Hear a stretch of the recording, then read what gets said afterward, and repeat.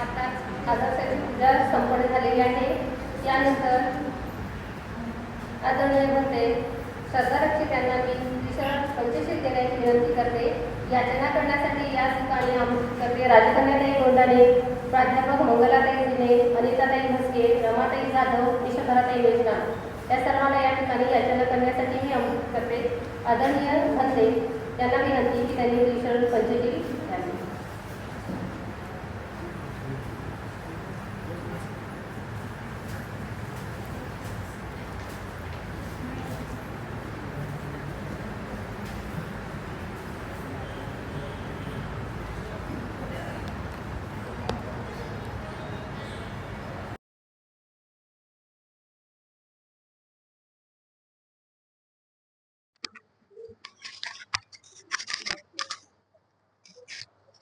करायची.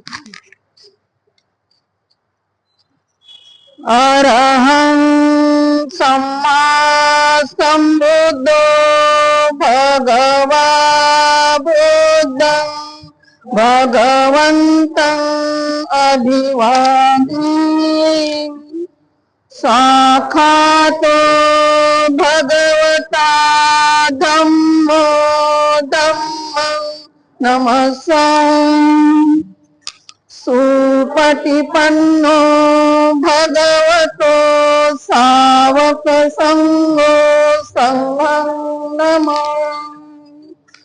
ओकास वन्दामि भन्ते द्वारतयेन कर्तं सर्वम् अपराधं क्षमतु मे भन्ते.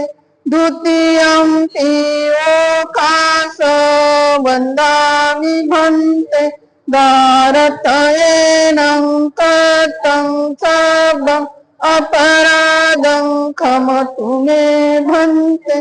तृतीयं ओकास वन्दामि भन्ते द्वारतयेन कर्तं सर्वम् अपराधं क्षमतु मे भन्ते. ओकास अहं भन्ते तिसरणेन सह पंचशीलं धम्मं याचामि अनुगं कृत्वा शीलं देत मे भन्ते. द्वितीयं ओकास अहं भन्ते तिसरणेन सह पंचशीलं धम्मं याचामि अनुगं कृत्वा शीलं देत मे भन्ते. तृतीयं ओकास अहं भन्ते तिसरणेन सह पंचशीलं धम्मं याचामि अनुगं कृत्वा शीलं देत मे भन्ते. यमं वदामि तं वदेत आं भन्ते. नमो तस्स भगवतो अरहतो सम्मा संबुद्धस्स. नमो तस्स भगवतो अरहतो सम्मा संबुद्धस्स. नमो तस्स भगवतो अरहतो सम्मा संबुद्धस्स. नमो तस्स भगवतो अरहतो सम्मा संबुद्धस्स. बुद्धं शरणं गच्छामि बुद्धं शरणं गच्छामि. धम्मं शरणं गच्छामि धम्मं शरणं गच्छामि. संघं शरणं गच्छामि संघं शरणं गच्छामि. द्वितीयंपि बुद्धं शरणं गच्छामि द्वितीयंपि बुद्धं शरणं गच्छामि. द्वितीयंपि धम्मं शरणं गच्छामि द्वितीयंपि धम्मं शरणं गच्छामि द्वितीयम्पि संघं शरणं गच्छामि द्वितीयम्पि संघं शरणं गच्छामि तृतीयम्पि बुद्धं शरणं गच्छामि तृतीयम्पि बुद्धं शरणं गच्छामि तृतीयम्पि धम्मं शरणं गच्छामि तृतीयम्पि धम्मं शरणं गच्छामि तृतीयम्पि संघं शरणं गच्छामि तृतीयम्पि संघं शरणं गच्छामि ते शरणं गमनं सम्पूर्णम् आं भन्ते पानातिपाता वेरमणि सिक्खापदं समादयामि पानातिपाता वेरमणि सिक्खापदं समादियामि अदिन्यदाना वेरमणि सिक्खापदं समादयामि अदिन्नदाना वेरमणि सिक्खापदं समादियामि कामेषु मिथ्याचारा वेरमणि सिक्खापदं समादयामि कामेषु मिथ्याचारा वेरमणि सिक्खापदं समादियामि मुसावादा वेरमणि सिक्खापदं समादयामि मुसावादा वेरमणि सिक्खापदं समादियामि सुरामेरयमजपमादठाना वेरमणि सिक्खापदं समादयामि सुरामेरय मद्यपमादठाना वेरमणि सिक्खापदं समादियामि ते शरणेन सद्यं पञ्चशीलं धम्मं साधुकं सुरक्षितं कृत्वा अपमादेन सम्पादेथ आं भन्ते साधु साधु साधु बुद्धं नमो धम्मं नमो संघं नमो अहं वन्दामि सर्वदा अहं वन्दामि सर्वदा अहं वन्दामि सर्वदा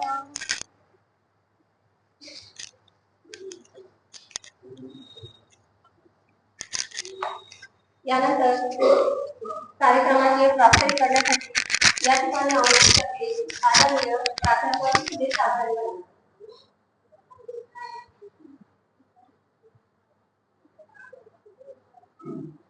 सर्वप्रथम या अडुसष्टव्या धर्मचक्र अनुभवाबद्दल सर्वांना सदिच्छा.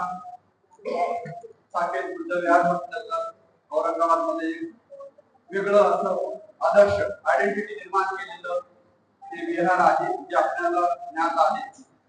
या साकेत बुद्धविहारामध्ये आतापर्यंत अनेक उच्च पदस्थ अधिकाऱ्यांनी भेटी दिलेल्या आहेत, मार्गदर्शन केलेलं आहे आणि आपण सर्वांनी त्याचा अनुभव घेतलेला आहे. मी जे काही उच्च पदस्थ अधिकारी या विहाराला भेट देऊन गेलेले आहेत यांची इतिहासात नोंद आहे. त्या सर्व उच्च पदस्थ अधिकाऱ्यांची इथे नाव सांगतोय आपल्याला. सन्माननीय गजभिये साहेब यांनी इथे येऊन आपल्याला मार्गदर्शन केलं होतं. मनपा आयुक्त होते गजभिये साहेब या शहराचे. त्यानंतर भगत सर, डॉक्टर हर्षदीप कांबळे सरांनी इथे अनेक उपक्रम राबवले, आम्हाला मार्गदर्शन केलेलं आहे. सध्याचे जे मनपा आयुक्त आहेत ते श्रीकांत साहेब यांनी सुद्धा या आदर्श अशा विहाराला भेट दिलेली आहे. त्याचप्रमाणे श्याम तांगडे साहेब या उच्चपदस्थ अधिकाऱ्यांनी या विहाराला भेट दिलेली आहे, आम्हाला मार्गदर्शन केलेलं आहे.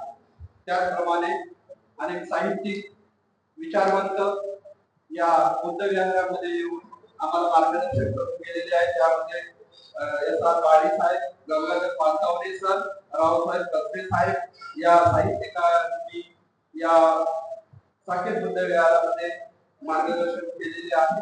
त्याचप्रमाणे वामनदादा कर्डक, सुशीला जाधव, डॉक्टर अरविंद गायकवाड, प्राध्यापक शंभोले सर, लक्ष्मण माने या युवतींनी सुद्धा भेट दिलेली अशी एक आदर्श साकेत बुद्ध विहार आहे. या साकेत बुद्ध विहाराने समाजामध्ये विविध प्रकारचे उपक्रम राबविलेले आहेत. सामाजिक कार्यामध्ये विरिनं भाग घेतलेला आहे आणि शहरामध्ये प्रथमच मोठ्या प्रमाणामध्ये 6 डिसेंबर 2010 साली एका मोठ्या रक्तदान शिबिराचे आयोजन करून एक सामाजिक कार्यामध्ये आपला काहीचा वाटा उचललेला आहे. आणि हे रक्तदान शिबिर डॉक्टर हर्षवर्धन कांबळे सर यांच्या नेतृत्वामध्ये पार पाडले होते आणि तब्बल 2671 रक्ताच्या पिशव्या इथून जमा करून आपण गाठी या हॉस्पिटलला दिलेल्या होत्या. हे आपल्यासाठी अतिशय चांगलं असं सामाजिक कार्य आपण समजूया. त्याचप्रमाणे 14 एप्रिल 2010 रोजी एक सप्ताह दौडचे आयोजन करण्यात आले होते. त्यामध्ये साकेत बुद्ध विहारामधील उपासक उपासिका त्यांनी मोठ्या प्रमाणामध्ये सहभाग नोंदविला होता. आपल्याला माहितच आहे की विविध प्रांगणावर जेबी फेस्टिवलचे आयोजन करण्यात आले होते. साकेत विहार मधील सर्व जे उपासक उपासिका आहेत त्यामध्ये विशेष सहभाग घेतलेला आपल्याला आठवतच असेल. या विहाराने अनेक गरीब भूतपूर्व विद्यार्थी व विद्यार्थिनी यांच्यासाठी अभ्यास वर्ग म्हणजे शिकवणी वर्ग इथे घेतलेले आहेत. शारीरिक शिक्षणाचे इथे वर्ग चालवलेले आहेत. धम्म अभ्यास वर्ग इथे मोफत चालवलेले आहेत. हे इथे मला अभिमानाने सांगायचे वाटते. त्याचप्रमाणे श्याम तांबे सर यांच्या मार्गदर्शनाखाली एक दिवसीय धम्म शिबिर सुद्धा याच साकेत विहारामध्ये आयोजित करण्यात आले होते. त्यानंतर 10 दिवसीय उपासिका धम्म शिबिर आपण या साकेत बुद्ध विहारामध्ये आयोजन केलं होतं. शहरात प्रथमच पूज्य भिक्खू संघाची चारिका ची सुरुवात या विहारातून करण्यात आली होती. हे आपल्याला सर्वांना माहितीच आहे. पूज्य बंदे देवानंदजी रुद्राप यांचे 3 दिवसीय शिबिर इथे घेण्यात आले होते. योग शिबिर होते ते आपल्या सर्वांना आठवत असेल. त्याचप्रमाणे कोरोना काळात सामाजिक योगदान सामाजिक भान ठेवून या साकेत बुद्ध विहारातील सर्व सदस्यांनी जे गरजू लोक आहेत गरीब लोक आहेत त्यांच्याकरता मोफत धान्य मला आठवतं पॅकेट मध्ये आपण दिलेलं आहे. किराणा सामान आपण वाटप केलं होतं. हीच खरी विहाराची ओळख समजावी लागेल. सामाजिक कार्यामध्ये अडी अडचणीच्या कार्यामध्ये जेव्हा मोठं संकट आलं त्यावेळेस सर्वांमध्ये एकोपा निर्माण करण्यामध्ये आर्थिक अडचणीच्या काळामध्ये हातभार देऊन गरीब लोकांना मदत करण्यामध्ये विहाराचे नक्कीच योगदान असावे आणि ते आपण पार पाडलेले आहे. त्याचप्रमाणे होतकरू गरीब विद्यार्थ्यांना विहारातर्फे आर्थिक शैक्षणिक मदत आपण दरवर्षी करत असतो. शैक्षणिक साहित्याचा आपण विद्यार्थ्यांना बोलून इथे वाटप करत असतो. असं वेगळं असं हे आदर्श असं साकेत बुद्ध विहार आहे असं मी समजतो. आपण याच विहारामध्ये 10वी व 12वीच्या विद्यार्थ्यांसाठी मोफत शिकवणी वर्ग चालवलेले आहेत. ज्यामध्ये आपण नीट सीईटी ची तयारी विद्यार्थ्यांकडून करून घेतलेली होती. त्याच्यापैकी मी एक शिक्षक होतो. हे इथे मला सामाजिक माझं कार्य या निमित्ताने मला सांगावंसं वाटतं. त्यानंतर दत्तक योजना परदेशी शिक्षणासाठी व शिक्षणाला जाण्यासाठी मार्गदर्शक योजना याच विहाराने राबवलेले आहे. त्याच प्रकारे धम्म सहलींचे आयोजन विविध ठिकाणी या साकेत बुद्ध विहाराने आयोजन केलेले आहे आणि त्या सफल अशा धम्म सहली आपण पार पाडलेल्या आहेत. तुम्हाला सर्वांना आठवत असेल की महाड, सातारा, देहू, अजिंठा, पॅगोडा मुंबई, त्याचप्रमाणे विजयसागर हैदराबाद, भीमा कोरेगाव मुलांसाठी आपण एक धम्म सहल आयोजित केली होती. त्याचप्रमाणे चौक्याला सुद्धा आपण धम्म सहल आयोजित करून आपल्या विद्यार्थ्यांना ती माहिती दिली होती. याच महाविद्यालयामध्ये याच विहारामध्ये एक छोटस होईना परंतु एक वाचनालय आहे. ज्यांना कुणाला धम्म ग्रंथ वाचण्याची आवड आहे त्यांना आपण मोफत घरी वाचण्यासाठी इथून ग्रंथ देत असतो. या विहाराचे एक वैशिष्ट्य सांगता येईल की जिल्ह्यामध्ये जे बौद्ध विहार आहेत गावामध्ये जे बौद्ध विहार आहेत त्या बौद्ध विहारांना आपण बौद्धिक व आर्थिक मदत सुद्धा देत आहोत. हे इथे मला नमूद करावेसे वाटते. आपण बुद्धायनी धम्मा विनय पिटक व संविधान या ग्रंथाचे वाटप आपण घरोघरी केलेले आहे. त्याचप्रमाणे विद्यार्थ्यांमध्ये ज्ञानाची वृद्धी व्हावी यासाठी आपण वेगवेगळ्या स्पर्धा सुद्धा आयोजन केलं होतं. धम्मज्ञान स्पर्धा, धम्म रांगोळी स्पर्धा, चित्रकला स्पर्धा, गायन स्पर्धा, वक्तृत्व स्पर्धा या विहारामार्फत घेतलेल्या आहेत. त्याचप्रमाणे विविध महापुरुषांच्या जयंती, स्मृती दिन, महिला दिन, 6 डिसेंबर नामांतर दिन, बुद्ध पौर्णिमा, धम्मचक्र प्रवर्तन दिन व इतर जे समाज सुधारक आहेत, थोर संत साहित्यिक आहेत, बौद्ध धर्म प्रचारक आहेत, यांच्या जयंती पुण्यतिथीचे कार्यक्रम व त्या निमित्ताने इथे प्रबोधन आपण करत असतो. या वर्षाच्या वर्षावासाचं वैशिष्ट्य मला इथे सांगावं वाटलं की या वर्षी आपण थोडासा बदल केला व ग्रंथ वाचन करत असताना शहरातील वेगवेगळ्या विषयावर धम्म प्रवचन देण्यासाठी 20 नामांकित वक्त्यांना आपण इथे बोलवलं होतं आणि ती आपल्याकरता खूप महत्वाची उपलब्धी ठरली. आता पुढे संकल्प मी या निमित्ताने आमच्या या दिनानिमित्त ही विहार काय करू इच्छित अर्थात हे जे सर्व संकल्प आहेत तिथल्या उपासक उपासिका यांच्या बळावर या संकल्पाचं नियोजन केलेलं आहे. संकल्प प्रत्यक्षात येतील केवळ आपल्या पाठबळावर. या विहारामध्ये आपल्याला सुसज्ज असं वाचनालय निर्माण करायचं आहे. आपल्या सर्वांचं योगदान त्यामध्ये अपेक्षित आहे. त्याचप्रमाणे ध्यान साधना केंद्र आपल्याला निर्माण करण्याचा इथे संकल्प आपण करत आहोत. येत्या काही दिवसामध्ये तो पूर्ण होईल अशी मला स्वतःला खात्री आहे. आपण विद्यार्थ्यांसाठी UPSC MPSC चे अभ्यासक्रम व त्याचे मोफत मार्गदर्शन केंद्र चालवण्याचा सुद्धा इथे संकल्प करीत आहोत. त्याचप्रमाणे कार्यकर्ता शिबिर, महिला उपासिका शिबिर, बाल शिबिर यांचे आयोजन करण्याचाही मानस आहे. आता आपल्याला माहितच असेल की पाली भाषेला केंद्र सरकारने नुकताच अभिजात भाषेचा दर्जा प्राप्त करून दिलेला आहे. त्याच निमित्ताने पाली भाषेचं संगोपन व्हावं, आपल्याला पाली भाषेचं ज्ञान व्हावं याकरता आपण पाली भाषेचे ज्ञान संपादन वर्ग चालवण्याचा इथं संकल्प करीत आहोत. त्याचप्रमाणे जिल्ह्यातील जे सर्व विहार आहेत त्या सर्व विहारामध्ये एक संकल्प असावी, एक संकल्पना असावा आणि त्याकरता एक वंदना, एकच वेळ आणि दर रविवार आपण संकल्प करीत आहोत की शहरातील आणि आपल्या जिल्ह्यातील प्रत्येक विहारामध्ये अगदी 11 वाजेला म्हणजे 11 वाजेला दर रविवारी बुद्ध वंदनेचा आपण कार्यक्रम घेण्याचा संकल्प करीत आहोत. या विहाराचे एक आणखी वैशिष्ट्य म्हणजे एक सामाजिक भान ठेवून मोलकरी, विधवा, परित्यक्ता व त्यांच्यासाठी आपण सहाय्य म्हणून एक सहाय्य संघाची निर्मिती करण्याचा आपण संकल्प करीत आहोत की अशा ज्या आपला महिला आहेत, असहाय्य परित्यक्ता आहेत, मोलकर्णी आहेत यांच्यासाठी एक सामाजिक भान ठेवून आपण आर्थिक मदत व त्यांना हिंमत देण्याचं काम आपण या विहाराच्या माध्यमातून करणार आहोत. अर्थात हे सर्व उपक्रम, हे सर्व संकल्प इथल्या उपासक उपासिका यांच्या पाठबळावर अवलंबून आहेत.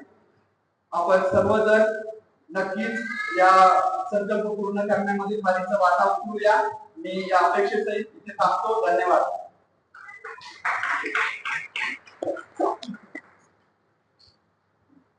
धन्यवाद.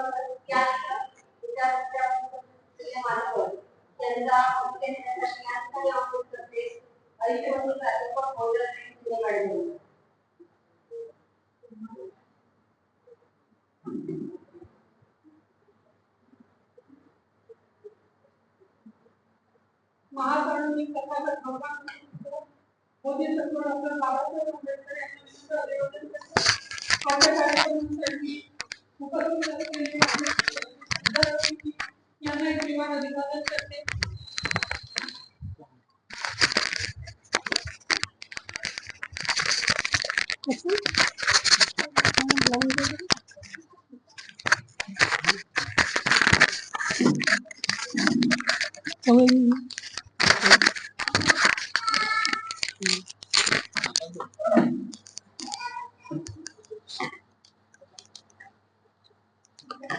साकेत बुद्ध विहार समितीचे अध्यक्ष आदरणीय मस्के साहेब, कार्याध्यक्ष साबळे साहेब आणि पैठेनगरचे सन्माननीय सर्व उपासक आणि उपासिका यांना सप्रेम जय भीम.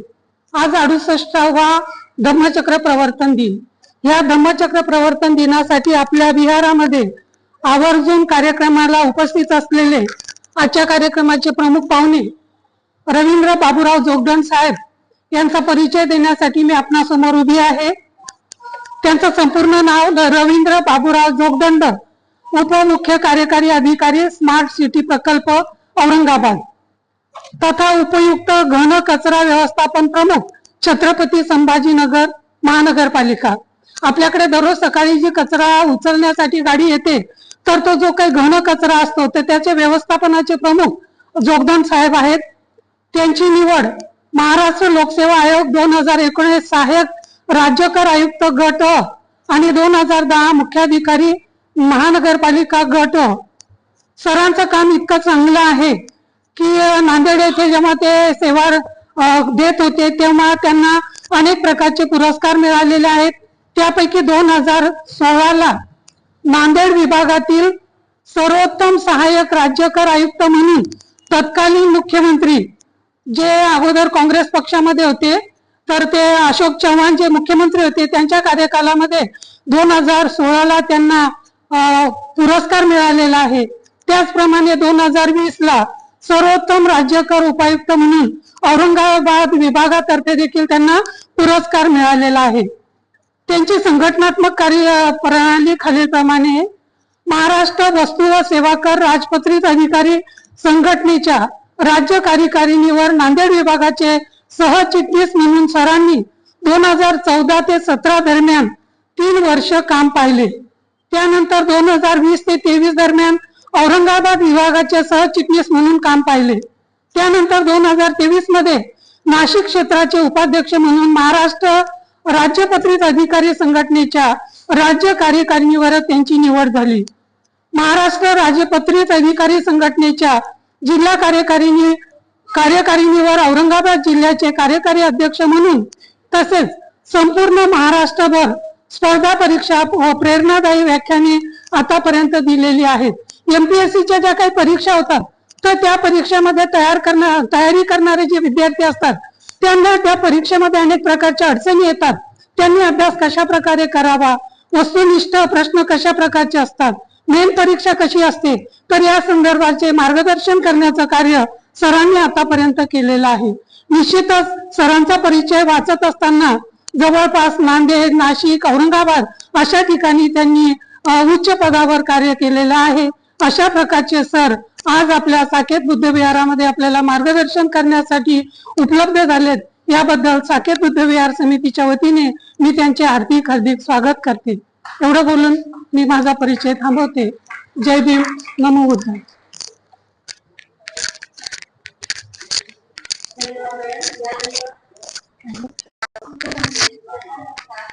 आपल्या कार्यक्रमात राबवलेले प्रमुख पाहुणे आयुष्यमान रवींद्र जोगदंड सर यांनी करावं अशी मी त्यांना विनंती करते.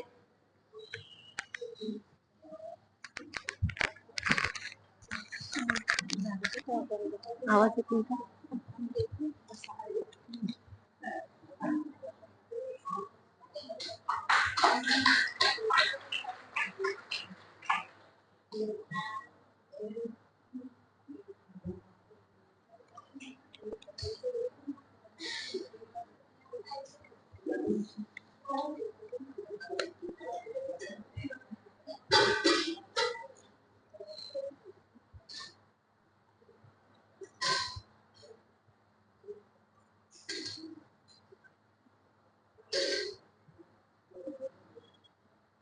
यानंतर आपल्या कार्यक्रमाचे प्रमुख अतिथी आयुष्यमान रवींद्र जोगदंड सर, उपायुक्त तथा उपमुख्य कार्यकारी महानगरपालिका स्मार्ट सिटी छत्रपती संभाजीनगर यांचा सत्कार साकेत बुद्ध विहार समितीचे अध्यक्ष आदरणीय इंजिनियर भास्कर भास्के सर यांनी करावा अशी मी त्यांना विनंती करते. हार, शाल आणि पंचशील पट्टा देऊन त्यांचा सत्कार करावा अशी मी त्यांना नम्र विनंती करते.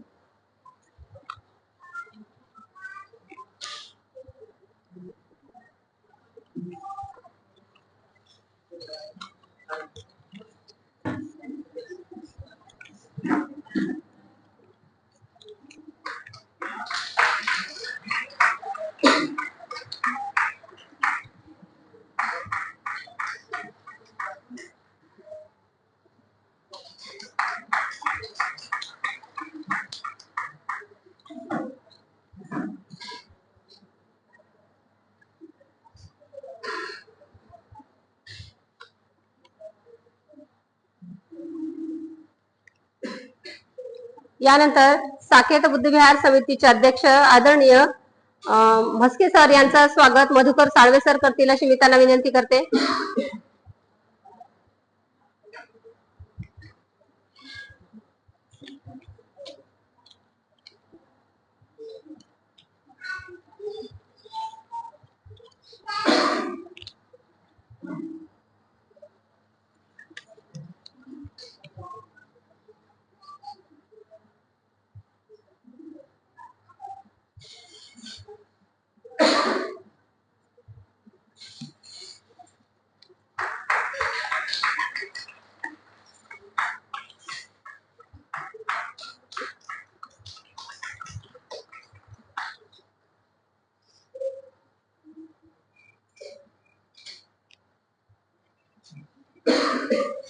बौद्ध धर्मामध्ये दानाला अतिशय महत्व आहे.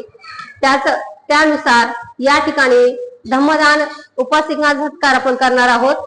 त्यामध्ये सर्वप्रथम प्रमिलाताई रमेश निकाळजे आणि रमेश पांडुरंग निकाळजे या दाम्पत्यांनी या विहारासाठी 15 खुर्च्या दान दिलेल्या आहेत.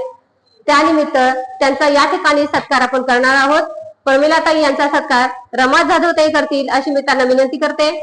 तसेच रमेश पांडुरंग निकाळजे यांचा सत्कार डॉक्टर कांबळे सर करतील अशी मी त्यांना विनंती करते.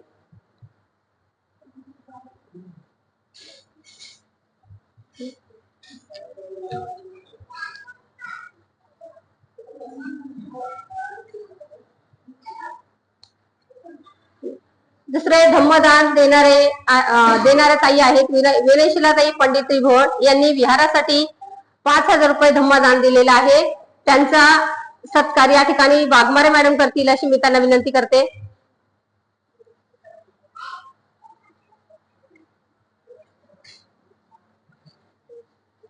विनयशिलाताई पंडित त्रिभुवन यांचा सत्कार वाघमारे मॅडम करतील अशी मी त्यांना विनंती करते.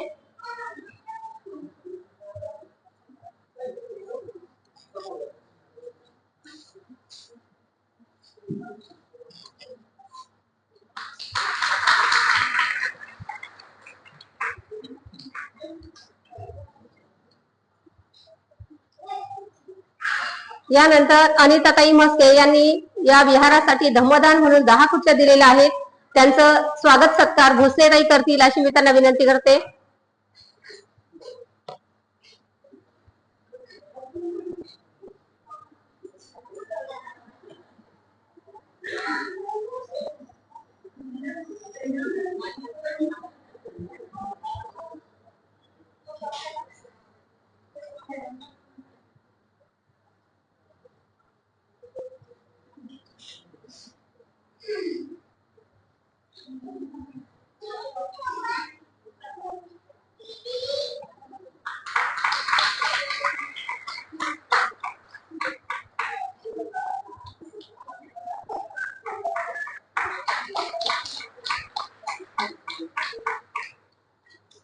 यानंतर लीलाताई गोविंद भिवसाणी यांनी विहारासाठी 3,000 रुपये धम्मदान दिलेलं आहे. त्यांचं स्वागत सत्कार डोंगरे मॅडम करतील अशी मी त्यांना विनंती करते.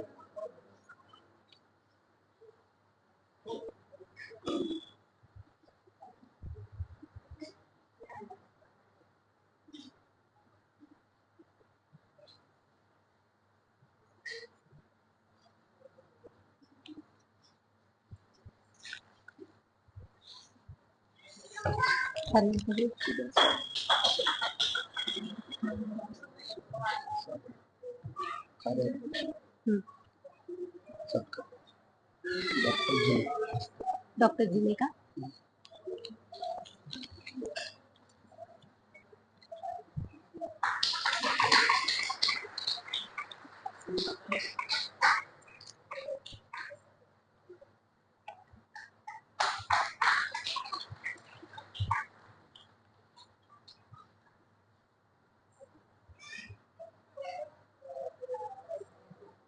धम्मदान देणाऱ्या सर्व उपासिकांचा या ठिकाणी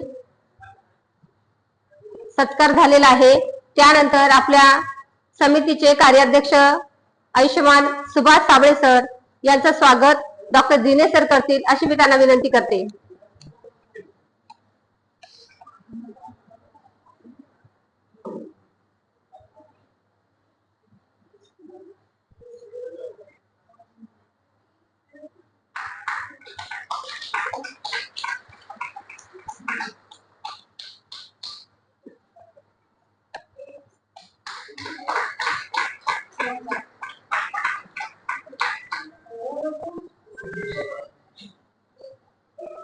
ज्यांचे विचार ऐकण्यासाठी आपण या ठिकाणी आतुर झालेलो आहोत। असे आजच्या कार्यक्रमास लाभलेले आपले अतिथी आदरणीय माननीय रवींद्र जोगदंड सर हे आपल्या भाषणातून आपल्याला खूप काही मार्गदर्शन करणार आहेत।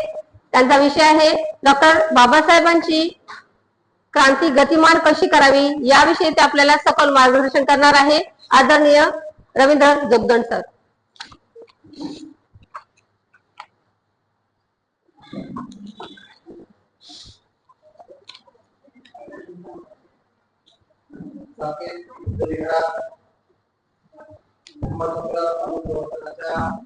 या कार्यक्रमाला लाभलेले आजचे आपले मंडळी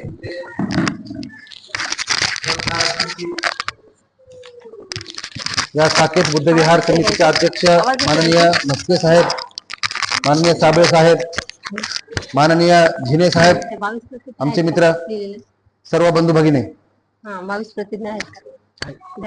इतिहासामध्ये 3 धम्मचक्र प्रवर्तन झाले। पहिलं जे गौतम बुद्धांनी केलं, दुसरं सम्राट अशोकाच्या काळात झालं आणि तिसरं विश्वरत्न डॉक्टर बाबासाहेबांनी केलं।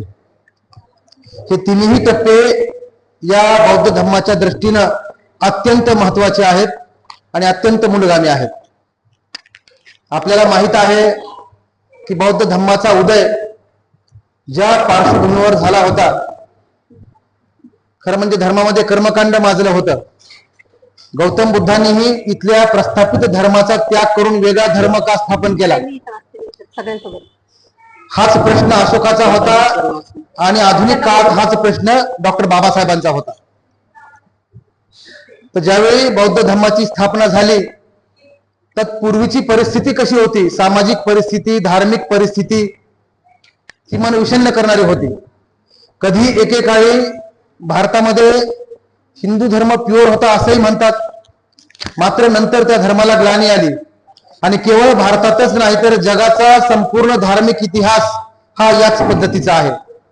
म्हणजे ज्या अंधश्रद्धा, जे कर्मकांड, जे जपजाप्य, ज्या रूढी, ज्या अंधश्रद्धा त्या भारतामध्ये होत्या, तशाच प्रकारचा सामाजिक पॅटर्न, धार्मिक पॅटर्न हा जगभरात होता।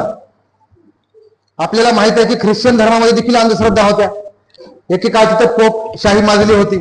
धर्म आणि समाज, तर धर्मव्यवस्थेचं एक गारुड समाजावर होतं। ते गारुड इतक्या मोठ्या प्रमाणात होतं की खुद्द राजाला देखील त्यापासून सुटका नव्हती। गौतम बुद्धाच्या काळामध्ये सामान्य नागरिक हा धार्मिक आणि सामाजिक गुलामगिरीने त्रस्त झाला होता। जातीयता होती, स्त्री पुरुष उच्च निश्चिता होती, स्त्रियांना कमी दर्जा होता, हीन दर्जा होता। सामाजिक परिप्रेक्षात पाहायचं झालं तर अनेक प्रकारच्या अंधश्रद्धा, कर्मकांड या गुलामगिरीमध्ये समाज खितपत पडला होता आणि त्यामुळं जग हे दुःखमय बनलं होतं। ज्यावेळी भगवान बुद्धांचा जन्म झाला, 29व्या वर्षी त्यांनी ग्रहत्याग केला आणि वयाच्या 35व्या वर्षी त्यांना ही साधना प्राप्त झाली, सिद्धी प्राप्त झाली आणि त्यांना त्यानंतर आत्मोद्धाराबरोबर स्वजन उद्धाराच्या प्रेरणा मिळाल्या। सारनाथ येथे 5 शिष्यांना त्यांनी पहिलं प्रवचन दिलं। वस्तुतः गौतम बुद्धाचा ज्यावेळी जन्म झाला त्यावेळी असित मुनींनी एक भविष्यवाणी केली होती। असित मुनी हा तिथले राजज्योतिष होते। शुद्ध धर्माने सांगितलं की हे जे बालकाचे लक्षण आहेत, एकतर हा संसारात राहिला तर चक्रवर्ती होईल आणि हा बालक जर संन्यास घेतला तर तो बुद्ध होईल। राजा शुद्धोधनाने अपरंपार प्रयत्न केले, कारण चक्रवर्ती सम्राट याच्या रूपाने येणार आहे याची खात्री त्यांना होती।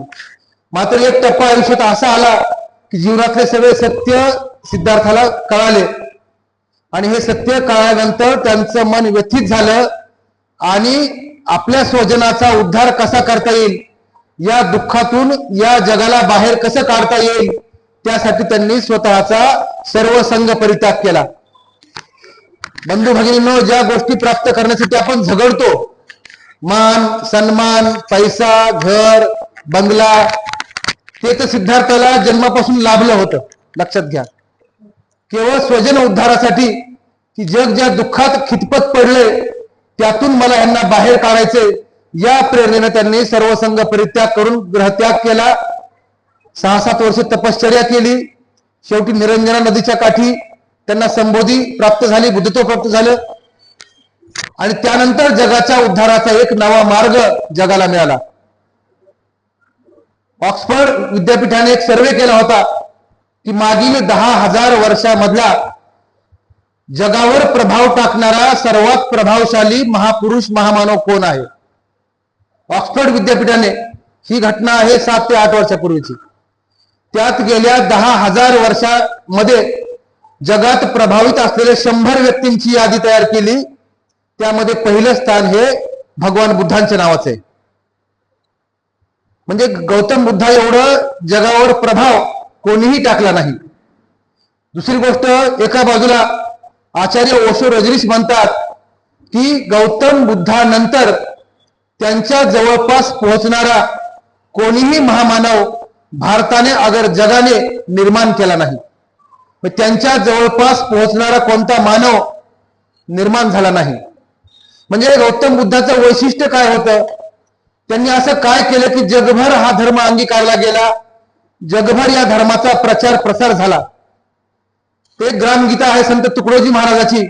या ग्रामगीतेमध्ये एक श्लोक आहे, हाती न घेता तलवार बुद्ध राज्य करी जगावर, कारण त्यासी एक प्रभावी प्रचार तंत्र. म्हणजे कुठलाही आतताईपणा नाही, कुठलाही कंठशोष नाही, कुठलाही अतिरेक नाही. ज्या संयमी संयत वृत्तीनं गौतम बुद्धांनी आपल्या विचारांचा प्रसार केला ते गौतम बुद्धाचं खरं यश आहे. आपण देखील कुठलीही चळवळ चालवताना ही गौतम बुद्धाची मूल्ये जर आपण आपल्या चळवळीमध्ये अंगीकारली तर नक्कीच आपली चळवळ याच वेगानं गतिमान होईल यात संशय नाही.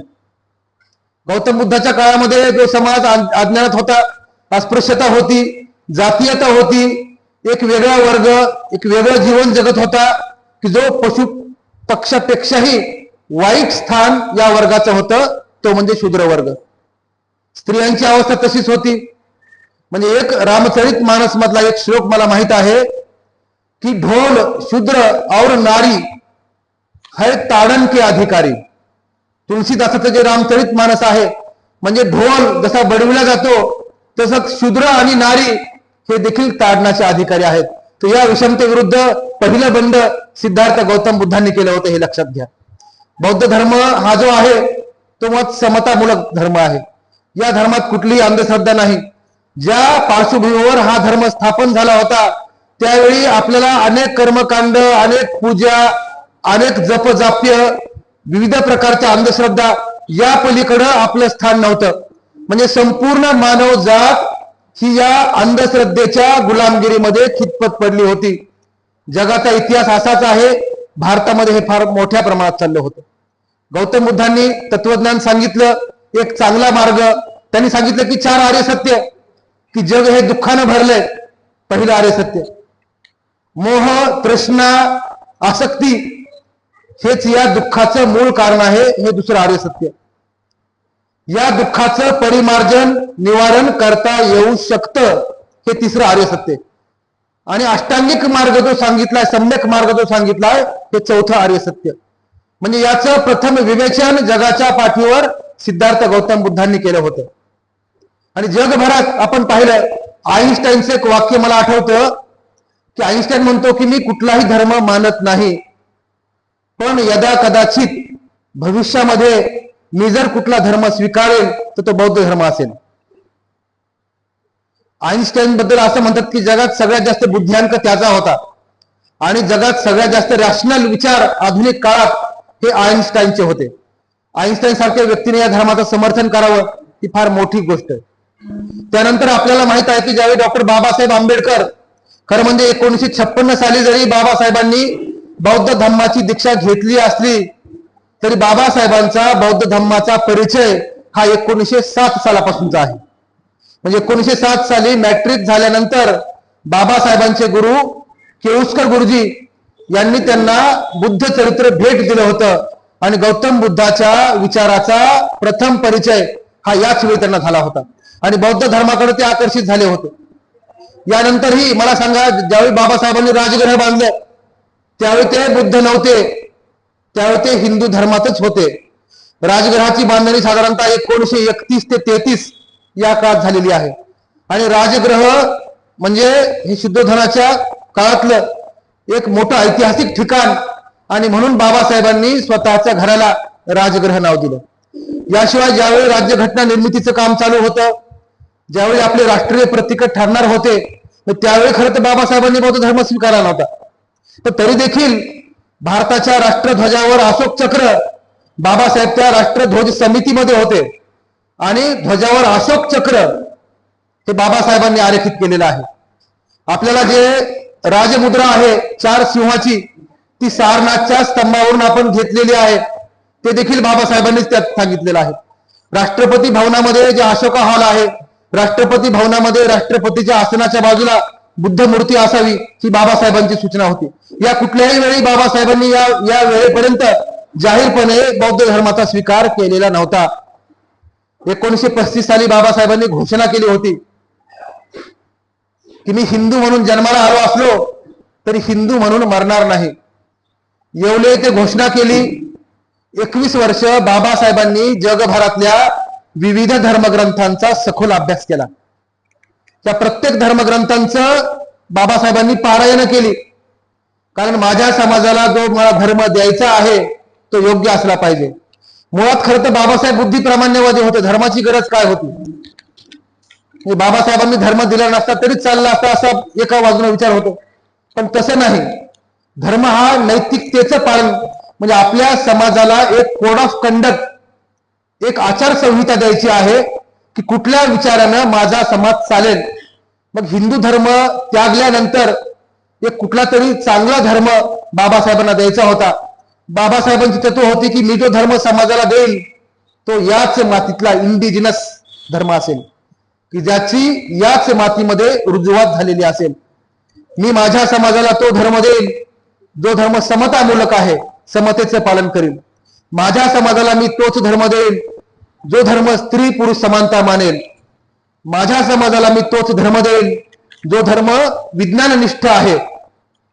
आणि शेवटचं तत्व होतं की माझ्या समाजाला मी तोच धर्म देईल जो धर्म नैतिकतेचं पालन करेल आणि मानवामधील नैतिकता उंचावण्यासाठी कटिबद्ध असेल. या सगळ्या निकषावर बाबासाहेबांनी अनेक धर्माचं अभ्यास केला, अध्ययन केलं. एकदा बाबासाहेबांना वाटलं की शीख धर्म स्वीकारावा. बाबासाहेबांचा सेकंड प्रिफरन्स बौद्ध धर्मानंतर बाबासाहेबांना दुसऱ्या क्रमांकावर शीख धर्म होता, कारण शीख धर्माची स्थापना गुरु नानक यांनी केली होती. शीख धर्म मध्य युगामध्ये त्या काळातल्या शोषित दलित समाजांनी एकत्र येऊन स्थापन केला होता. त्या काळातले जे अन्यायग्रस्त होते, त्या काळातले जे पीडित होते, त्यांनी शीख धर्म स्थापन केला. त्यामुळे बाबासाहेबांना या धर्माचं आकर्षण होतं. या धर्मातही जातीयता नव्हती, या धर्मातही स्त्री पुरुष समानता मांडलेली आहे. मात्र या धर्मातलं एक तत्व होतं की जे गुरु गोविंद सिंगांनी खालसा पंथाची स्थापना केली आणि शीख समाजाला शस्त्र दिलं. तर बाबासाहेबांचं मत होतं की हजारो वर्ष गुलामगिरीमध्ये खितपत पडलेल्या माझ्या समाजाच्या हातात हे शस्त्र पडलं तर कदाचित माझ्याकडून अराष्ट्रीय काम होईल. कारण हा वर्ग पेटलेला आहे, हजारो वर्ष गुलामगिरीत होता, सुडानं पेटलेला आहे. या वर्गाला शस्त्र मिळालं तर कदाचित काही सुडाच्या भावनेनं हत्याकांड होऊ शकतील. त्यामुळे बाबासाहेबांनी खरं तर 5 शिष्य हे सुवर्ण मंदिरात पाठवले होते. त्यांनी शीख धर्माची दीक्षा घेतली होती, मात्र त्यानंतर बाबासाहेबांनी हा निर्णय बदलला.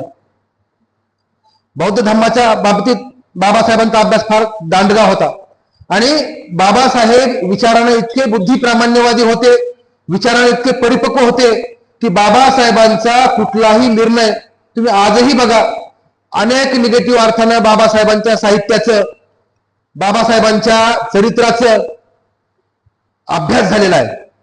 मात्र विरोधकांना त्यामध्ये एकही त्रुटी, एकही चूक काढता आली नाही.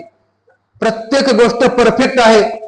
ज्यावेळी आपला मराठवाडा मुक्त झाला, परवा 17 सप्टेंबरला आपण तो दिन साजरा केला, तर त्याला मिलिटरी ऍक्शन नाव दिलं होतं. बाबासाहेबांनी सूचना केली होती की मिलिटरी ऍक्शन नाही, पोलीस ऍक्शन म्हणा. मिलिटरी ऍक्शन म्हणणं म्हणजे तो भाग परकीय आहे. ऍक्च्युअली ती मिलिटरी ऍक्शन होती, तो भाग त्यावेळी परकीयच होता. मात्र बाबासाहेबांची डिप्लोमॅसी बघा, पोलीस ऍक्शन मुळे हा प्रश्न विनोद गेला नाही. हे एक उदाहरण बाबासाहेबांच्या मुत्सद्देगिरीचं. प्रत्येक गोष्ट एक संधी चुकूनही मिळत नाही. आणि बाबासाहेबांचा युक्तिवाद म्हणजे बाबासाहेबांनी जेवढ्या बाबासाहेबांचे युक्तिवाद गाजले, गोलमेज परिषदेमध्ये बाबासाहेबांनी आपल्या बांधवांना न्याय मिळवून देण्याचा प्रयत्न केला. त्या काळात बाबासाहेबांनी जी वकिली केली ती जगातली सर्वश्रेष्ठ वकिली होती, की ब्रिटनच्या पंतप्रधानांना मान्य करावं लागलं. म्हणजे एका बाजूला गांधीजी सर्वश्रेष्ठ नेते, त्यांच्या विरोधामध्ये जाऊन कम्युनल अवॉर्ड डिक्लेअर करावा लागला. म्हणजे बाबासाहेबांचा युक्तिवाद, बाबासाहेबांचा बुद्धिप्रामाण्यवाद, बाबासाहेबांचा विश्वास, ह्या गोष्टीला जगात तोडच नव्हती. त्यामुळं बाबासाहेबांनी कुठलाही धर्म स्वीकारला असता तर आमच्या भक्तांनी अंधपर्यंत स्वीकारला असता. कारण एकदा बाबासाहेबांनी निर्णय घेतला म्हणजे त्या निर्णयाची चिकित्सा करण्याची गरज नाही, हे ठाम मत समाजाचं आहे. मात्र बौद्ध धर्म हा चिकित्सेच्या पातळीवर उपलब्ध आहे. बाकी सगळे धर्म दोन फरक आहेत. प्रत्येक धर्माचा निर्माता संस्थापक म्हणतो की मी एक तर देव आहे किंवा प्रेषित आहे, म्हणजे देवाचा दूत आहे. गौतम बुद्ध फक्त एकमेव म्हणतात की मी आपल्यासारखाच सामान्य माणूस आहे. दुसरी गोष्ट, हिंदू धर्म असेल, ख्रिश्चन धर्म असेल, मुस्लिम धर्म असेल, हे धर्म चिकित्सेला उपलब्ध नाहीत. प्रश्न का विचारायचं नाही. बौद्ध धर्म एकमेव धर्म आहे, त्यातला प्रत्येक श्लोक, प्रत्येक वाक्य हे चिकित्सेला उपलब्ध आहे. त्यावर टीका टिप्पणी करा, त्याला उत्तर देण्याची फौज तयार आहे. म्हणजे या पातळीवर, बुद्धिप्रमाणाच्या पातळीवर बाबासाहेबांनी दिलेला धर्म, आणि बाबासाहेबांनी समजा इस्लाम धर्म स्वीकारला असता तर या देशाची फाळणी झाली असती, तुकडे झाले असते. कारण एवढा मोठा 7 कोटी त्या काळातला अस्पृश्य समाज आणि त्या काळातला एक्झिस्टिंग मुस्लिम समाज हे जर एक झाले असते तर या देशाची शक्ल तेव्हाच झाली असती. म्हणजे बाबासाहेबांनी केवळ धार्मिक दृष्टिकोन ठेवून बौद्ध धर्म स्वीकारला असं बिलकुल नाही. सर्वांगांनी विचार केलाय की मी हा निर्णय घेतला तर काय होईल, आणि सखोल अभ्यास. एकदा बाबासाहेबांची ख्रिश्चन धर्मगुरू सोबत चर्चा होती आणि चर्चा करताना बाबासाहेबांना धर्मगुरूंनी विचारलं एक प्रश्न, तर बाबासाहेबांनी उत्तर देताना एक व्हर्जनाचा कोट केलं की बायबलच्या या व्हर्जनामध्ये असं म्हटलंय. तर ऍक्च्युली ते व्हर्जन आहे हे त्या धर्मगुरूंना माहित नव्हतं. म्हणजे एखाद्या धर्माच्या उच्च धर्मगुरूला त्याच्या धर्माचे जे धर्मग्रंथ माहित नाहीत ते बाबासाहेबांना माहित होते. एवढा अभ्यास बाबासाहेबांनी याबद्दल केला होता. 1935 ला घोषणा केली, 1956 धर्म स्वीकारला, अनुयायांना धर्म दिला.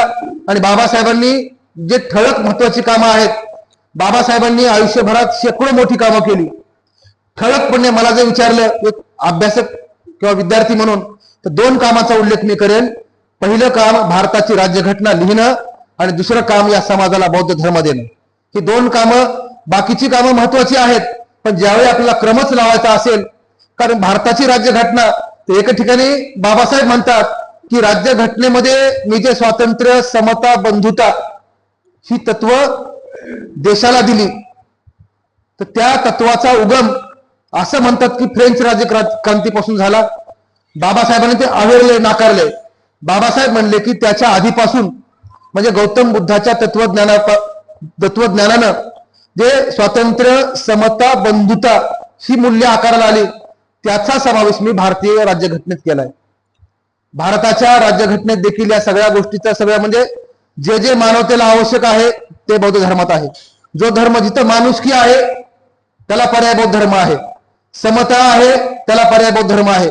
म्हणजे समता म्हणजे गौतम बुद्धाचा धर्म, माणुसकी, मानवता म्हणजे बुद्धाचा धर्म, स्त्री पुरुष समता म्हणजे बुद्धाचा धर्म, अंधकाराला विरोध, अंधश्रद्धेला विरोध म्हणजे बुद्धाचा धर्म. हे सगळ्या गोष्टी त्या धर्माचं सगळ्या अंगाने आपण परीक्षण केलं तर इतका चांगला धर्म, इतकी चांगली आचारसंहिता, इतकी चांगली जीवन प्रणाली बाबासाहेबांनी आपल्या अनुयायांना दिलेली आहे. यासोबत बाबासाहेबांनी 22 प्रतिज्ञा दिल्या होत्या. त्या प्रतिज्ञा आपण बऱ्यापैकी पाळतो, मात्र 22च्या 22 पाळत नाही, हे लक्षात घ्या. अनेक आपण आपला बौद्ध धर्म आपल्या सोयीने पाळतो. बऱ्याचदा सहिष्णुतेच्या नावाखाली आपण इतर धर्माचे धार्मिक विधी करतो अगदीच नाकारावा असं नाही, मात्र बाबासाहेबांनी दिलेला मार्ग हा कुठेही डेव्हिएट होऊ नये, तो मार्ग कुठे बदलता कामा नये, याबद्दल आपल्या समाजाने आग्रही असलं पाहिजे. बाबासाहेबांनी ज्यावेळी हा धर्म स्वीकारला, बाबासाहेबांच्या मते हा धर्माचं आचरण जर केलं तर आपण या सगळ्यातून मुक्त होऊ. हिंदू धर्मामध्ये ज्या अंधश्रद्धा आपल्याकडे होत्या, त्या अंधश्रद्धा आजही हिंदू धर्मामध्ये आहेत. आजही या धर्मातले लोक खितपत पडलेत. एक मराठा सेवा संघाचे आमचे मित्र आहेत, ते म्हणले जोगदंड साहेब तुमचं बरं आहे, म्हणले की बाबासाहेबांनी एका फटक्यात तुमच्या डोक्यातले देवधर्म काढून टाकले. आमचा हिंदू समाज मात्र आजही खितपत पडलाय आणि आम्हाला मुक्त होता येत नाही. मराठा सेवा संघाचे आहा साळुंखे होते, त्यांचं खूप चांगलं पुस्तक आपण वाचावं, सर्वोत्तम भूमिपुत्र, ते गौतम बुद्धाच्या जीवनावर आहे. आहा साळुंखे म्हणतात की आम्हाला म्हणजे मराठा समाजाला आमचं अंतिम टार्गेट हे बौद्ध धर्म स्वीकारायचं आहे. त्या पुस्तकात स्पष्ट म्हटलंय. आहा साळुंखे मराठा समाजाचे एक मोठे लेखक आहेत आणि पुरोगामी विचारासाठी ते साहित्य वर्तुळात अतिशय प्रसिद्ध आहेत. आणि मराठा सेवा संघाची भूमिका खरं म्हणजे काय असतं की ज्यावेळी एकदम बौद्ध धर्म स्वीकारायचा तर ते समाजाला पचनी पडत नाही.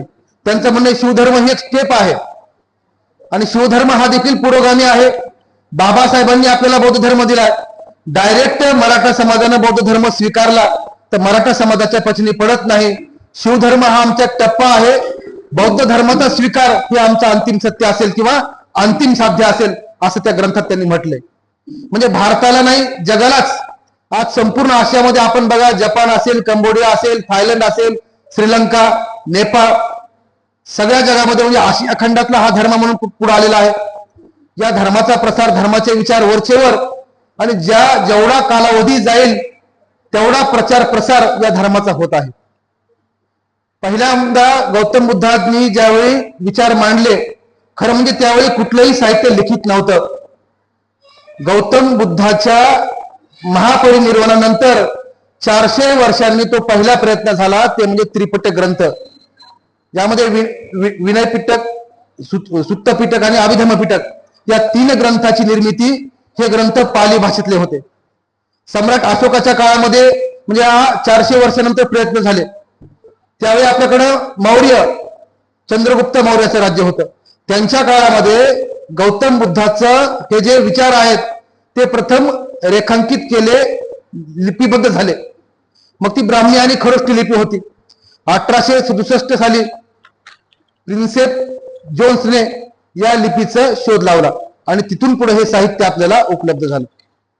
सम्राट अशोकाच्या काळामध्ये फार मोठी घटना घडली की सम्राट अशोकाने एक युद्ध केलं 200 इसवी सन पूर्व 261 साली, कलिंगचं युद्ध. कलिंग हा ओडिसाचा जवळचा प्रदेश आहे. खरं तर अशोकाचं साम्राज्य आज पाहिलं तर आजचा Pakistan, Afghanistan, Iran, Iraq, Uzbekistan, Turkmenistan, इकडं आसाम आणि दक्षिणेला म्हैसूर पर्यंत म्हणजे आजच्या भारत देशापेक्षा मोठं राज्य सम्राट अशोकाचं होतं, लक्षात घ्या. जगाच्या 34% जीडीपी म्हणजे काय असतं, राष्ट्रीय उत्पन्न. जगाच्या राष्ट्रीय उत्पन्नाच्या 34% उत्पन्न हे सम्राट अशोकाच्या राज्याचं होतं. म्हणजे गौतम बुद्धाच्या विचारानं चालणारं राज्य इतकं जगात क्रांतिकारी होऊ शकतं. इसवी सन पूर्व 261 ला घटना घडली, कलिंगचं युद्ध झालं, लाखो लोक मारली गेली. ज्यावेळी सम्राट अशोक ह्या युद्धाची पाहणी करायला गेला त्यावेळी निरपराध जनता मारली. त्या बायका पोरांचे आक्रोश ते पाहून तो हळहळला. म्हणजे मला सांगा, जो अशोक अतिशय क्रूर होता की ज्यानं सख्या भावाची हत्या केली होती, राज्य प्राप्त केलं होतं, त्याला कालाशोक म्हणायचे, कालाशोक. त्याने युद्ध केली, जग जिंकलं.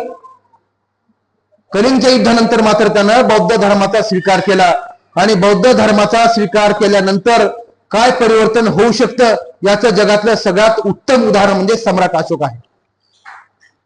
जो राजा अत्यंत क्रूर मानला गेला तो राजा जगातला बौद्ध धर्माचा सर्वश्रेष्ठ प्रसारक बनला. बौद्ध धर्माची दीक्षा घेतली, राज्यामध्ये पशुहत्या बंद केली, राज्यामध्ये विकासात्मक कामं चालू केले. रोडच्या साईडला झाडं लावण्याची कल्पना अशोकाची होती. कुठेही हिंसाचार होणार नाही, कुणावरही अन्याय होणार नाही आणि कुठल्याही प्रकारच्या म्हणजे जुना जो धर्म होता अंधश्रद्धायुक्त तो धर्म हवेरून बौद्ध धर्माची सुरुवात झाली. अशोकानं त्याच्या काळामध्ये 84,000 स्तूप बांधले. ही संख्या फार मोठी आहे. आपल्याकडे जी मोठी मोठी मंदिरं आहेत असं म्हणतात की तिरुपती देखील थेरोपती असा होता. 84,000 बुद्ध विहार.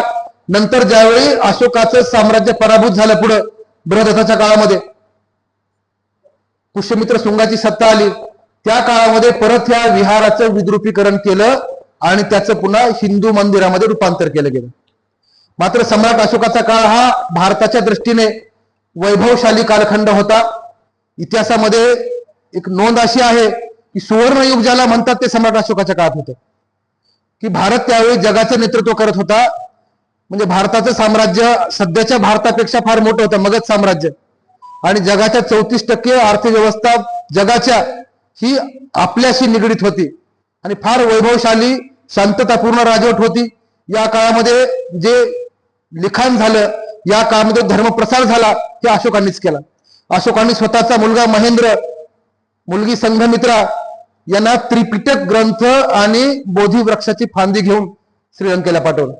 आज जे कोणी श्रीलंकेला गेले तिथला जो बोधी वृक्ष आहे तो मुळात अशोकाच्या या मुलगा आणि मुलगी श्रीलंकेला जाऊन त्यांनी तिथल्या राजाला दीक्षा दिली आणि त्यानंतर तिथं बौद्ध धर्माचा प्रसार झाला. मग श्रीलंका कंबोडिया या मार्गे तो जपानपर्यंत पोहोचला, चीनपर्यंत पोहोचला. त्यामध्ये ह्युएन सनचा रोल आहे मध्ययुगामध्ये. म्हणजे बौद्ध धर्माचा प्रसार झाला. मुळात प्रसार होण्याचं खरं कारण काय आहे त्या बौद्ध धर्माची तत्व जी माणुसकीच्या जवळ आहेत, जी कुठला भेद मानत नाहीत आणि इतकी चांगली तत्व जगभरातल्या कुठल्याही धर्मामध्ये नाहीत. आणि मुळात बाबासाहेबांसारख्या प्रकांड पंडित व्यक्तीने हा धर्म स्वीकारला.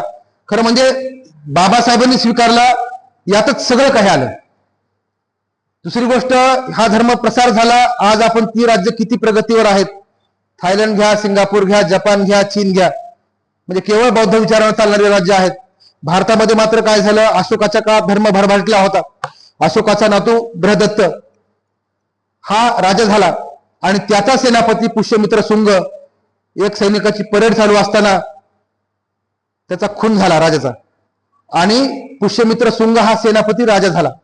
तो मुळात बौद्ध धर्माचा विरोधक होता आणि त्यावेळी काय झालं, त्यांनी एक चॅलेंज केलं जनतेला की जो बौद्ध भिक्षूची मुंडकी आणून देईल त्याला 100 सुवर्ण मुद्रा.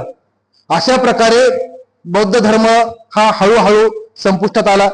शिरकाण झालं, हजारो भिक्षुकांची हत्या झाली, लाखो अनुयायांची हत्या झाली आणि हळूहळू हा धर्म परत बदलला गेला. त्यानंतर पुन्हा हिंदू धर्म पुनरुज्जीवन झालं. असं म्हणतात की राम इतिहासातले जे पात्र आहे ते म्हणजे पुष्यमित्र शुंगच होते. वादाचा विषय आहे.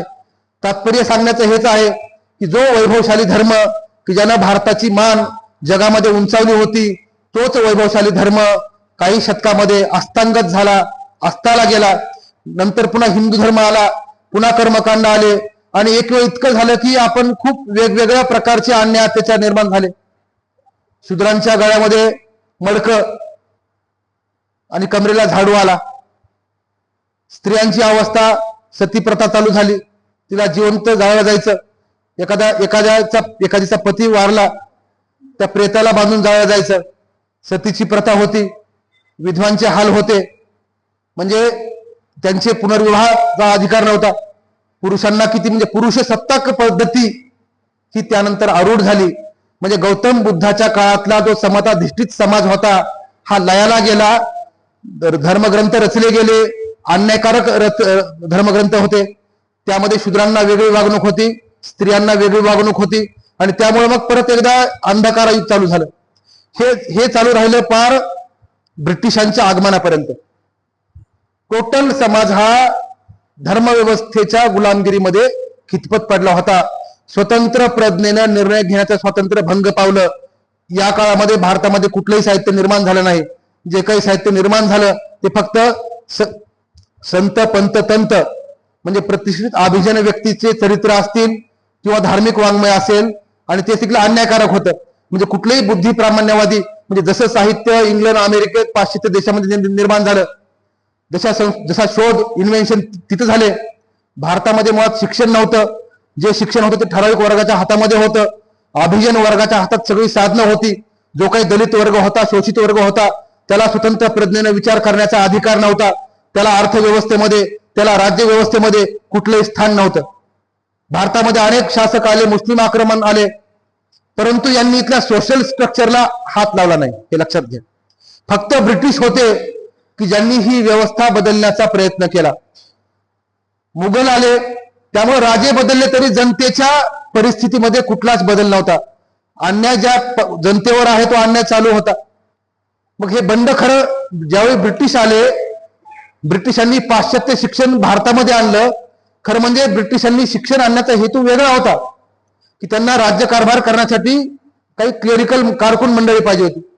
मात्र आपल्याकडचे जे समाज सुधारक होते त्यामध्ये महात्मा फुले असतील, राजर्षी शाहू असतील, डॉक्टर बाबासाहेब आंबेडकर असतील, उत्तरेमध्ये स्वामी विवेकानंद होते, महर्षी धोंडो केशव कर्वे आपल्याकडे होऊन गेले, याशिवाय रामकृष्ण परमहंस होते. ही जी मंडळी ही हिंदू धर्मात होती. मात्र हिंदू धर्माचं शुद्धीकरण करण्यासाठी त्यांनी चळवळ चालवली होती. यामध्ये राजाराम मोहन राय ज्यांचा ब्राह्मण समाज होता, स्वामी दयानंद सरस्वती ज्यांचा आर्य समाज होता, रामकृष्ण परमहंस ज्यांचं रामकृष्ण मिशन होतं. म्हणजे त्यांनी देखील मग काय केलं की हिंदू धर्म जो वाईट आहे, कारण ब्रिटिशांच्या आगमनापर्यंत हिंदू धर्म हा अत्यंत टोकाच्या वाईट परिस्थितीला गेला होता की तुम्हाला डोकं वर काढायला जागा नव्हती. धर्माचा गारुड फार मोठं होतं. अन्याय, अत्याचार, अंधश्रद्धा हा आपल्या जीवनाचा परिपाठ होता. मग यातून बाहेर काढण्याच्या मूळ प्रेरणा हे पाश्चात्य वाङ्मय होतं. आपल्याकडच्या समाज सुधारकांनी ते वाङ्मयाचा अभ्यास केला. कुठेतरी भारतीय व्यवस्थेची तुलना ही पाश्चात्य व्यवस्थेशी केली की स्वातंत्र्य, समता, बंधुता तिकडे नांदते, लोकशाही तिकडे नांदत आहे, आपल्याकडे का नाही? धार्मिक श्रेष्ठता तिकडं आहे, आपला धर्म गलित गात्र झालाय. मग त्यांनी रेनेसन्स मुवमेंट नावाची एक मुवमेंट भारतामध्ये आकाराला आली.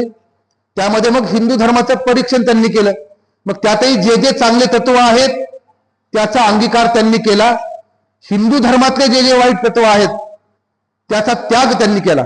मग ब्राह्मो समाज, आर्य समाज, रामकृष्ण मिशन यांचे विचार हे अंधश्रद्धा मानत नाहीत. ते स्त्री पुरुष समता मानतात, ईश्वर एकच आहे असं मानतात आणि सगळ्यात महत्वाचं म्हणजे स्त्री पुरुष समानतेला त्यांनी महत्व दिलेलं आहे. जातीभेदाला त्यांनी त्यागलेला आहे. मग हा एक पहिला पडाव होता. स्वामी विवेकानंद ज्यावेळी शिकागोला गेले होते, एक अतिशय रंजक कथा आहे ती. आणि शिकागो परिषद ही जगातली सर्व धर्म परिषद होती. या शिकागो परिषदेमध्ये स्वामी विवेकानंदांनी जगात गाजलेलं भाषण केलं होतं. मात्र हिंदू धर्माचे प्रतिनिधी म्हणून स्वामी विवेकानंद शिकागोला गेले होते. ज्यावेळी ते संयोजकाकडे गेले की मला हिंदू धर्माबद्दल माझे विचार व्यक्त करायचे आहेत, त्यावेळी त्यांनी म्हटलं की तुमच्या धर्माचे जे प्रमुख असतील शंकराचार्य, त्यांचे तुम्ही सर्टिफिकेट आणा, ऑथेंटिकेशन आणा की आम्ही हिंदू धर्माचे प्रतिनिधी म्हणून यांना पाठवत आहोत. आता त्यावेळी ते शिकागोला होते. त्यावेळी टेलिग्राम केला, त्यावेळी पत्रव्यवहार केला. मात्र विवेकानंद हे शूद्र असल्या कारणाने त्यांना हिंदू धर्माचं प्रतिनिधी म्हणून या परिषदेमध्ये सहभागी व्हायला शंकराचार्यांनी नकार दिला. त्यांना ऑथेंटिकेशन मिळालं नाही. यावेळी श्रीलंकेचे एक भंते सोबत होते, अनागरिक धम्मपाल. अनागरिक धम्मपालाला विवेकानंदांची कीर्ती माहीत होती. मग त्यांनी संयोजकाकडे त्यांना घेऊन गेले आणि म्हणाले की मला जे 15 मिनिट दिलेले आहेत बौद्ध धर्माचे विचार मांडायला, त्यातले 5 मिनिटं विवेकानंद द्यावेत आणि उरलेल्या 10 मिनिटांमध्ये मी माझे विचार व्यक्त करेन. शेवटी संयोजकांनी ती विनंती मान्य केली आणि त्या 5 मिनिटांमध्ये विवेकानंदांनी जगात गाजलेलं भाषण केलेलं आहे, हे लक्षात घ्या. म्हणजे विवेकानंद आपण म्हणतो हिंदू धर्माचे मोठे पाईक होते, त्यांना देखील समाजानं सोडलं नाही. दुसरी गोष्ट, ज्यावेळी विवेकानंदांनी भाषण दिलं त्यांची कीर्ती गाजली. विवेकानंदाच्या बाबतीमध्ये एक गोष्ट सोयीस्कर लपून ठेवली जाते की विवेकानंद हे बौद्ध तत्वज्ञानानं सर्वाधिक प्रभावित झाले होते. स्वामी विवेकानंदांनी जेवढी भाषणं दिली 80% भाषणं ही गौतम बुद्धावर होते, हे लक्षात घ्या. म्हणजे बाबासाहेबांनी धर्म स्वीकारल्यानंतर प्रतिष्ठितांच्या दिवाणखान्यातली गौतम बुद्धाची मूर्ती हळूहळू मधल्या रूम मध्ये गेली, हे लक्षात घ्या. आणि विवेकानंद म्हणायचे की बुद्धदेवाचा 1/1000 अंश जरी मला होता आलं तरी मी स्वतःला धन्य मानेल. म्हणजे एवढं भारताचं त्यांनी जे परीक्षण केलं होतं, म्हणजे ही जी धुरीण मंडळी होती त्यांना दूध का दूध पाणी का पाणी करायचं होतं. हिंदू धर्मामध्ये जे जे वाईट आहे ते त्यांनी काढण्याचा प्रयत्न केला. आणि हे आपल्यासाठी एक चांगली गोष्ट होती की कोणीतरी हिंदू धर्माला शुद्ध करण्याचा प्रयत्न करतंय. बाबासाहेबांनी देखील तात्काळ निर्णय घेतला नाही, 21 वर्ष संधी दिली होती. बाबासाहेबांनी सुरुवातीला हिंदू धर्मामध्ये राहून धर्म बदलण्याचा प्रयत्न केला होता, सुधारणा केल्या होत्या. मात्र बाबासाहेबांना शेवटी कळलं की हा धर्म एवढा कर्मठ आहे की हा धर्म परिवर्तन करणं शक्य नाही. म्हणून बाबासाहेबांनी शेवटी वेगळा मार्ग आणि जो अतिशय सशक्त अशा प्रकारचा धर्म या समाजाला दिला तो म्हणजे बौद्ध धर्म. आज आपण बौद्ध धर्माचं पालन करतो पण शतशः पालन करत नाही. पहिली गोष्ट, बरेच कर्मकांडापूर्ण धर्म आहे. बौद्ध धर्माची मूळ तत्व, त्याचा विचार, त्या विचारांचा प्रसार प्रचार आपण केला पाहिजे, ही आपली नैतिक जबाबदारी आहे. तरच हे क्रांती चक्र जे बाबासाहेबांनी म्हणजे प्रथम बुद्धांनी केलं, दुसऱ्यांदा सम्राट अशोकांनी केलं आणि तेवढ्याच तोलामोलाचं कार्य डॉक्टर बाबासाहेब आंबेडकरांच्या रूपानं हे तिसरं धर्मचक्र प्रवर्तन हे बाबासाहेबांच्या काळात झालं. खरं तर बाबासाहेबांना फार आयुष्य मिळालं नाही, काही महिन्यातच त्यांचं महापरिनिर्वाण झालं. बाबासाहेबांना काही मिळाले असते काही वर्ष तर नक्कीच बौद्ध धर्माची आजची स्थिती ही आणखीन बेटर पातळीवर राहिली असती, याबद्दल काही संशय नाही. खरं म्हणजे भरपूर वेळ झालाय, मला इथं व्यक्त होण्याची संधी दिली. खरं म्हणजे कन्फ्युज असं झालं की त्रिरत्न चौकात एक कार्यक्रम होता, इथे कार्यक्रम आहे, तर मला हा कार्यक्रम आटोपून तिथं जायचं आहे. तर आम्हाला इथे येण्याची संधी दिली, व्यक्त होण्याची संधी दिली. या निमित्तानं आपण बौद्ध धर्माचा प्रसार, बौद्ध धर्माचा प्रवास याची आपण चर्चा केली. सगळी आपली श्रेष्ठ मंडळी आहात, प्रत्येक आठवड्याला आपण नक्कीच विहारात येत असाल.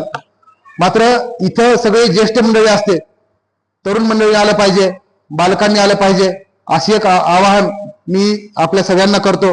जय भीम, जय बुद्ध.